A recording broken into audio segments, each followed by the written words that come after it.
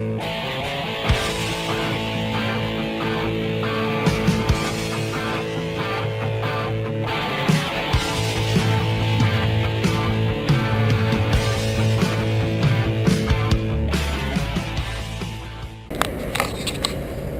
hey everybody, this is for Dan and Lori, my agents for the General Electric loads. I'm just going to show you what's going on. Just a two 20-foot container.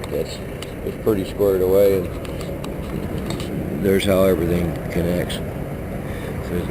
So again, when you get ready to load, you lift it and you turn it, and it just puts everything up above, so it's raised, and then they can drop the container on it and you twist it back and lock it. So simple lifting stuff. And back here where the duals, there's a little bit of a gap, but the doors either way on the front one couldn't be accessed.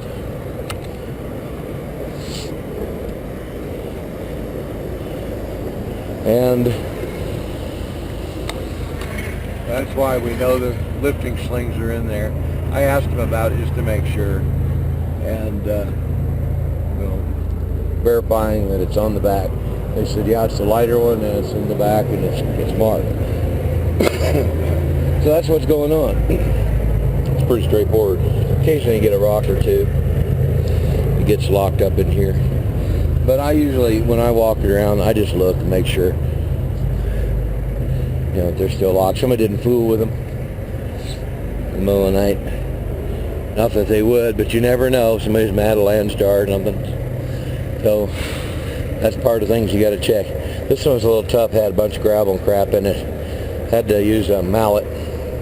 So carry a hammer or use your bar or something. Sometimes you have to tap things to get it to move, and then sometimes you have to kind of get in here and tap it to turn it. You can see there's still more gravel and crap coming out of there. So it happens, but that's what it looks like from underneath. And it's good and sturdy. That's why I don't have to worry about anything else being on there. This particular trailer was designed very well just for container locks. They've got a lot of support. Everything is welded pretty solidly. So a little bit of the paint, it's starting to come off now. It's the trailer's a few years old, but it gets all the spray from the tires and salt. Trying to keep it washed, but it's still going to work its way under the car. Other than that, this is a straightforward one, and it's loaded indoors, so I couldn't shoot video inside. That's not allowed. So but at least you get to see it now. So it looks like a van going down the road, just dang near. So it's not all the way up. No, the reason why we have fuel, this is another thing I want to talk to everybody about. It's not tucked up to the front, just like a regular van would be, so where the fairings would push the air around. That's like a wall.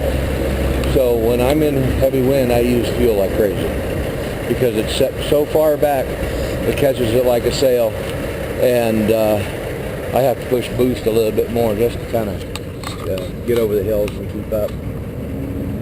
I try not to push it as hard when you're in that kind of thing, but that's definitely part of it. So when I bid them accordingly, because I know if it's dual container, that I'm going to be pushing a lot of wind. I'm going to eat fuel. It's going to use several $100s more worth of fuel all the way on a 2,600 mile trip or whatever it is. So that's just it's just going to use that much more. I can watch my gauge move. It's pretty bad, but that's okay. So I just work it out accordingly, and I put that in my head when I'm talking to people about it. So that's pretty much it. It's pretty squared away. I'm in Cheyenne, Wyoming, here at the rest area. We're seeing full truck stops. Just jam-packed. I always go to the McDonald's so I can get some food in the morning. Jam-packed. It's crazy. So, things are turning around a little bit. When the truck stops are full, it's a good indicator. And everywhere. And a lot of guys, there was people parked out on the street. So maybe things are turning around a little bit. And I can't complain. I had a couple of good weeks. It really helped. So, and this one I'm going home and getting squared away, help my wife. It's coming up on spring up there. You guys, if you live down south, you've already got hot. We're still heating with wood. It's still cold enough to do that. So, you know, it's just one of those years, one of those things. I'm going to go give her a hand with the spring chores and take a break. I'll get some videos up, and hopefully you'll have seen them before this one. This should be the last one as I go home and get squared away.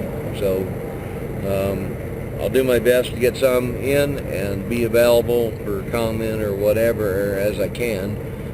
Got a honeydew list waiting on me. So we'll see you on the road.